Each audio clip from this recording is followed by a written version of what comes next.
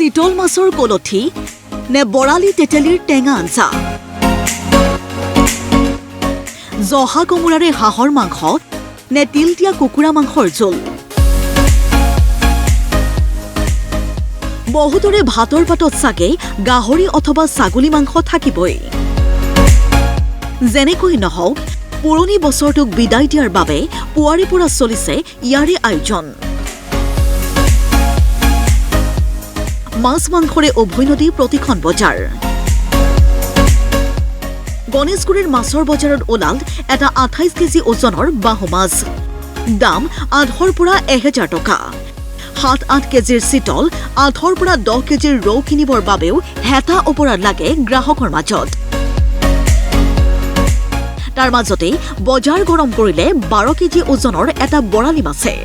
গণেশগুৰিত প্ৰতিটো হাঁহ বিক্ৰী হ'ল 900 টকাৰ পৰা 800 টকাকৈ।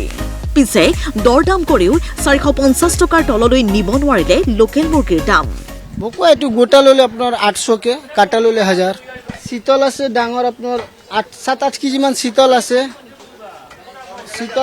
আৰ দেখিছে যে 8 কেজি ওজনৰ আছে তলিয়াৰ কেজি এইটো গোটা আপোনাৰ 1000।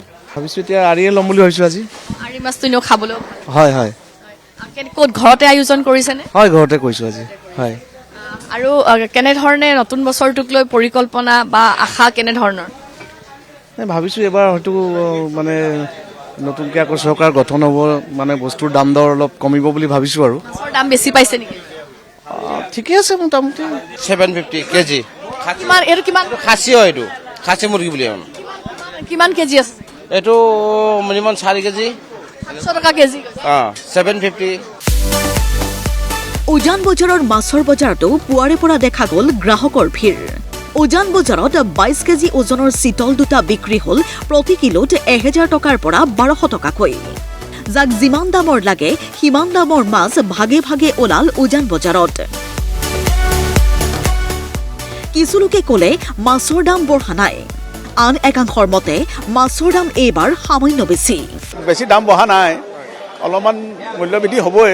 বাকী চব বস্তুৱে বৃদ্ধি যিহেতু হৈছে, মাছৰ দাম বেছি বঢ়া নাই। আমাৰ অসমৰ বিভিন্ন প্ৰান্তৰ পৰা মাছ আহিছে আৰু ভালেখিনি ডাঙৰ ডাঙৰ মাছ আহিছে। 20 কিলোলৈকে আমাৰ চিতল মাছ আহিছে। ভিতৰত 20 কিলোলৈকে চিতল মাছ আহিছে। খুব সুন্দৰ বজাৰ হৈছে, মানুহৰ সমাগমো ভাল হৈছে। ট্ৰেইনিং মানে আজি মাছৰ যিটোহে দাম আজি বহুত দাম বাঢ়িছে আজি। সেইটো কাৰণে চাই আছো এতিয়া কি কৰিব পাৰো। এতিয়া দেখালৈ আগতকৈ দাম বাঢ়িছে, অলপ বাঢ়িছে আজি। পুৰণি বছৰটোক বিদায় দি নতুন বছৰক আদৰিবৰ প্ৰস্তুতি নহয় যেন আজি এয়া উৰুকাৰ বজাৰহে। বিশ্বনাথৰ মাছৰ বজাৰত 17 কেজি ওজনৰ ব্ৰহ্মপুত্ৰৰ বৰালি এটাই আকৰ্ষণ কৰিলে গ্ৰাহকক।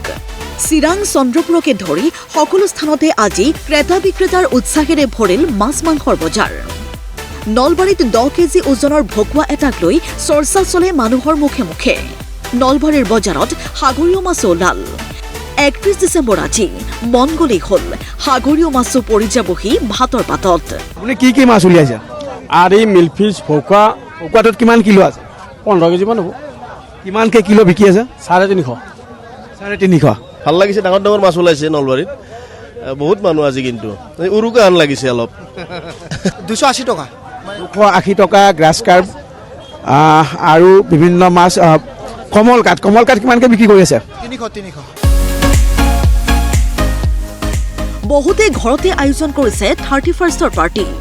বহুতে লগৰীয়াৰ সৈতে আয়োজন কৰিছে মুকলি আকাশৰ তলত। বহু লোক গুচি গ'ল বনভোজলৈ বুলি। মুঠতে নতুনৰ দুৱাৰত ৰৈ অফুৰন্ত উৎসাহ, হৈচৈ আৰু ৰঙীন পৰিৱেশৰ মাজেৰে 31 ডিচেম্বৰৰ মহা আয়োজন চলিছে। বেদনাগধুৰ হলেও পুৰণিক পাহৰি যোৱাটোৱে যেন নিয়ম মানুহৰ।